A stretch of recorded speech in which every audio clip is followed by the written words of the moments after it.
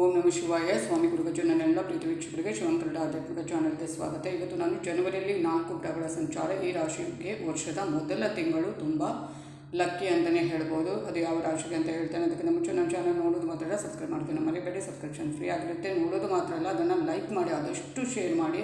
ಉಪಯುಕ್ತ ಮಾಹಿತಿ ಇರುವಂಥ ವಿಡಿಯೋವನ್ನೇ ನಾನು ನಿಮಗೆ ಕೊಡ್ತಾ ಇದ್ದೇನೆ. ಹಾಗೆಯೇ ಏನೇ ನಿಮ್ಮ ವೈಯಕ್ತಿಕ ಪ್ರಶ್ನೆ ಇರಲಿ, ಏನೇ ಸಮಸ್ಯೆದ್ದು ಅಥವಾ ಏನೇ ಆಗಲಿ, ಎಂಥ ಪ್ರಶ್ನೆಗಳಿಗೂ ಕೂಡ ನಾನು ಉತ್ತರ ಕೊಡ್ತೇನೆ. ಈಗಾಗಲೇ ತುಂಬ ಮಂದಿ ಪಾಪ ಅವರ ಸಮಸ್ಯೆಗಳನ್ನು ಹೇಳಿ ನನಗೆ ಮೆಸೇಜ್ ಮಾಡಿದೆ. ಖಂಡಿತವಾಗ್ಲೂ ಅದಕ್ಕೆ ಉತ್ತರಿಸಿದ್ದೇನೆ, ಇನ್ನು ಮುಂದೇನೂ ಉತ್ತರಿಸ್ತೇನೆ.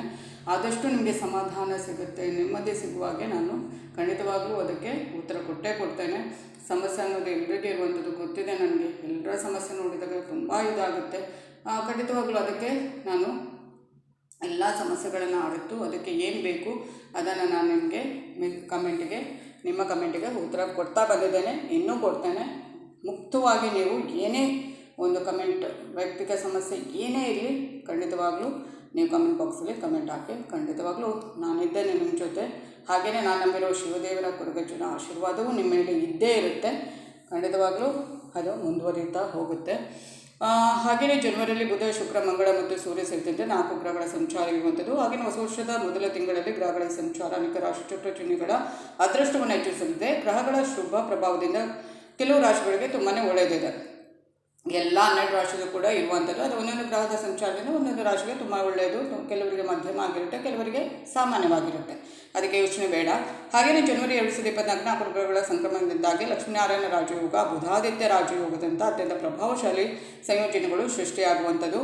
ಹಾಗೆಯೇ ಮೊದಲನೇದಾಗಿ ಬುಧವು ಜನವರಿ 2ರಂದು ವೃಶ್ಚಿಕ ರಾಶಿಯಲ್ಲಿ ನೇರವಾಗಿ ಚಲಿಸುತ್ತದೆ ಮತ್ತು ಜನವರಿ 7ರಂದು ಧನು ರಾಶಿಯಲ್ಲಿ ಸಾಗುವಂಥದ್ದು. ಇದರಿಂದ ಸೂರ್ಯ ಬುಧಾದಿತ್ಯ ರಾಜಯೋಗವು ರೂಪುಗೊಳ್ಳುವಂಥದ್ದು. ಹಾಗೆಯೇ ಅದರ ನಂತರ ಸೂರ್ಯನು ಜನವರಿ 15ರಂದು ಮಕರ ರಾಶಿಯಲ್ಲಿ ಉದಯಿಸುತ್ತಾನೆ ಮತ್ತು ಸಂಕ್ರಮಿಸುತ್ತಾನೆ. ಜನವರಿಯ ಕೊನೆಯ ಸಂಕ್ರಮಣ ಶುಕ್ರನದ್ದು. ಜನವರಿ 18ರಿಂದ ಶುಕ್ರನು ಧನುರಾಶಿಗೆ ಸಾಗಲಿರುವಂಥದ್ದು ಮತ್ತು ಧನುರಾಶಿಯಲ್ಲಿ ಮಂಗಳ ಮತ್ತು ಶುಕ್ರನ ಸಂಯೋಗವನ್ನು ಸೃಷ್ಟಿಸುವಂಥದ್ದು. ಸಂಪತ್ತು ಮತ್ತು ಗೌರವವನ್ನು ಪಡೆಯಬಹುದು. ಇದು ಫಲಪ್ರದವಂತ ಪರಿಗಣಿಸಲಾಗಿದೆ. ಈ ಗ್ರಹದ ಸಂಕ್ರಮಣದಿಂದ ಈ 5 ರಾಶಿಗಳಿಗೆ ವರ್ಷದ ಮೊದಲ ತಿಂಗಳಲ್ಲಿ ಅದೃಷ್ಟ ಬರುವಂಥದ್ದು. ಎಲ್ಲ ರಾಶಿಗೆ ಸಾಮಾನ್ಯವಾಗಿರುವಂಥದ್ದು. ಬೇರೆಯವರಿಗೆ ಬೇಸರ ಮಾಡಬೇಡಿ.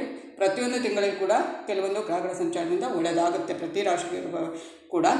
ಮೊದಲನೇದಾಗಿ ಮೇಷರಾಶಿಗೆ ವೃತ್ತಿ ಜೀವನದಲ್ಲಿ ನೀವು ಬಯಸಿದ ಯಶಸ್ಸು ಸಿಗುವಂಥದ್ದು. ಜನವರಿಯಲ್ಲಿ ಗ್ರಹಗಳ ಸಂಚಾರದಿಂದಾಗಿ ಮೇಷರಾಶಿ ಜನರ ಬಾಕಿ ಕೆಲಸಗಳು ಏನಾಗುತ್ತೆ, ಪೂರ್ಣಗೊಳ್ಳುವಂಥದ್ದು ಮತ್ತು ಹೊಸ ವರ್ಷದಲ್ಲಿ ಹಣದ ಹೂಡಿಕೆಗೆ ಸಂಬಂಧಿಸಿದ ಯೋಜನೆಗಳನ್ನು ನೀವು ಪ್ರಾರಂಭಿಸ್ತೀರಿ. ಹಾಗೆಯೇ ವೃತ್ತಿ ಜೀವನದಲ್ಲಿ ನೀವು ಬಯಸಿದ ಯಶಸ್ಸು ಸಿಗುತ್ತೆ ಮತ್ತು ನೀವು ಯಾವುದೋ ಒಂದು ಮೂಲದಿಂದ ಹಣವನ್ನು ಪಡೆಯುವಂಥದ್ದು ಮತ್ತು ವೈವಾಹಿಕ ಜೀವನದಲ್ಲಿ ಸಂತೋಷ, ಆರ್ಥಿಕ ಸ್ಥಿತಿ ಬಲಗೊಳ್ಳುವಂಥದ್ದು ಮತ್ತು ಸಮಾಜದಲ್ಲಿ ಗೌರವ ಹೆಚ್ಚಾಗುವಂಥದ್ದು. ವೃಷಭ ರಾಶಿಯವರಿಗೆ ನೌಕರಿಯಲ್ಲಿ ಬಡ್ತಿ ಸಿಗುವಂಥದ್ದು, ವ್ಯವಹಾರದಲ್ಲಿ ಪ್ರಗತಿ ಇರುವಂಥದ್ದು, ಆದಾಯದಲ್ಲಿ ಹೆಚ್ಚಳವಾಗುವಂಥದ್ದು, ವಾಹನ ಯೋಗ ಇರುವಂಥದ್ದು, ಒಳ್ಳೆಯ ಸುದ್ದಿಗಳನ್ನು ಕೇಳ್ಬೋದು ಈ ತಿಂಗಳಿನಲ್ಲಿ. ಹಾಗೆಯೇ ಮದುವೆಯಾದವರಿಗೆ ಸಂತಾನ ಯೋಗ ಬರುವಂಥದ್ದು. ಹಾಗೆಯೇ ಅವಿವಾಹಿತರಿಗೆ ಮದುವೆ ಯೋಗ ಕೂಡ ಈ ತಿಂಗಳಲ್ಲಿ ಕೂಡಿ ಬರುವಂಥದ್ದು ಮತ್ತು ಹಣದ ಲಾಭ ಬರುವಂಥದ್ದು. ಹಾಗೆಯೇ ಕನ್ಯಾ ರಾಶಿಯವರಿಗೆ ಆದಾಯವನ್ನು ಹೆಚ್ಚಿಸಲು ಹೊಸ ಮಾರ್ಗಗಳು ಲಭ್ಯವಾಗುತ್ತವೆ. ಗಳಿಕೆಯನ್ನು ಹೆಚ್ಚಿಸುವಂಥದ್ದು, ಜೀವನದಲ್ಲಿ ಯಶಸ್ಸಿನ ಸಾಧ್ಯತೆಗಳು ಹೆಚ್ಚಾಗುವಂಥದ್ದು. ಹಾಗೆಯೇ ದಾಂಪತ್ಯದಲ್ಲಿ ಸಂತೋಷ ನೆಲೆಸುವಂಥದ್ದು, ಆದಾಯದ ಮೂಲ ಹೆಚ್ಚಾಗುವಂಥದ್ದು, ವ್ಯವಹಾರದಲ್ಲಿ ಯಶಸ್ಸು ಸಾಧಿಸ್ತೀರಿ. ಹಾಗೆಯೇ ನೀವು ಮಾಡುವ ಪ್ರತಿ ಕೆಲಸದಲ್ಲೂ ಒಳ್ಳೆಯ ಫಲಿತಾಂಶವನ್ನು ಪಡೆಯುತ್ತೀರಿ. ಧಾರ್ಮಿಕ ಚಟುವಟಿಕೆಗಳಲ್ಲಿ ಆಸಕ್ತಿ ಹೆಚ್ಚಾಗುತ್ತೆ ಮತ್ತು ಸಂತೋಷದ ಜೀವನವನ್ನು ಈ ತಿಂಗಳಿನಲ್ಲಿ ನೀವು ಕಾಣುತ್ತೀರಿ.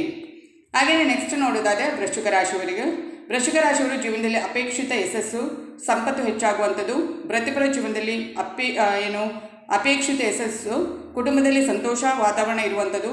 ಹಾಗೆ ನಿಮ್ಮ ಮಾತಿನಲ್ಲಿ ಮಾಧುರ್ಯ ಹೆಚ್ಚಾಗುವಂಥದ್ದು, ಸಂಬಂಧಗಳು ಸುಧಾರಿಸುವಂಥದ್ದು, ಉದ್ಯೋಗ ಮತ್ತು ವ್ಯವಹಾರದಲ್ಲಿ ಪ್ರಗತಿಯಾಗುವಂಥದ್ದು ಈ ತಿಂಗಳಿನಲ್ಲಿ. ಇದು ವೃಶ್ಚಿಕ ರಾಶಿಯವರಿಗೆ. ಹಾಗೆಯೇ ನೆಕ್ಸ್ಟ್ ರಾಶಿ ಬಂದುಬಿಟ್ಟು ಮಕರ ರಾಶಿಗೆ ಹೇಗಿದೆ ಅಂತ ನೋಡೋದಾದರೆ ಈ ಒಂದು ಗ್ರಹಗಳ ಸಂಚಾರದಿಂದ ಮಕರ ರಾಶಿಯವರಿಗೆ ಸಂಗಾತಿಯೊಂದಿಗಿನ ಸಾಮರಸ್ಯ ಹೆಚ್ಚಾಗಲಿದೆ. ಮಕರ ರಾಶಿಯವರಿಗೆ ಇದು. ಹಾಗೆಯೇ ಬಾಕಿ ಇರುವ ಕೆಲಸಗಳು ಏನಾದರೂ ಅಪೂರ್ಣವಾಗಿದ್ದರೆ ಅದು ಪೂರ್ಣವಾಗುವಂಥದ್ದು ಈ ತಿಂಗಳಿನಲ್ಲಿ. ಆದಾಯ ಹೆಚ್ಚಾಗಲಿದೆ. ಹೂಡಿಕೆಯಲ್ಲಿ ಆರ್ಥಿಕ ಲಾಭ. ವಿದೇಶಕ್ಕೆ ಏನಾದರೂ ಹೋಗಲಿಕ್ಕೆ ನೀವು ಇಚ್ಛಿಸ್ತಾ ಇದ್ದರೆ ಈ ತಿಂಗಳಿನಲ್ಲಿ ನೀವು ಅದನ್ನು ಏನು ಮಾಡ್ಬೋದು, ಅದರಲ್ಲಿ ಯಶಸ್ಸಾಗುವಂಥದ್ದು. ಸಂಗಾತಿಯೊಂದಿಗೆ ಸಾಮರಸ್ಯ ಹೆಚ್ಚಾಗುವಂಥದ್ದು, ಜೀವನದಲ್ಲಿ ಸಂತೋಷ ಹೆಚ್ಚಾಗುವಂಥದ್ದು, ಹಾಗೆಯೇ ಮಕ್ಕಳಿಂದ ಸಂತೋಷ ಬರುವಂಥದ್ದು ಮತ್ತು ನಿಮ್ಮ ಏನಾದರೂ ಆರೋಗ್ಯ ಸಮಸ್ಯೆ ಇದ್ದರೆ ಅದು ನಿವಾರಣೆ ಆಗುವಂಥದ್ದು, ಸುಧಾರಣೆ ಆಗುವಂಥದ್ದು.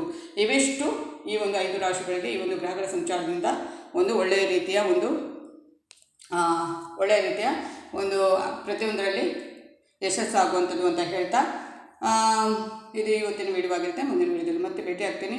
ಅಲ್ಲಿವರೆಗೆ ನನ್ನ ಎಲ್ಲ ಪ್ರೀತಿ ವೀಕ್ಷಕರಿಗೆ ಧನ್ಯವಾದಗಳು.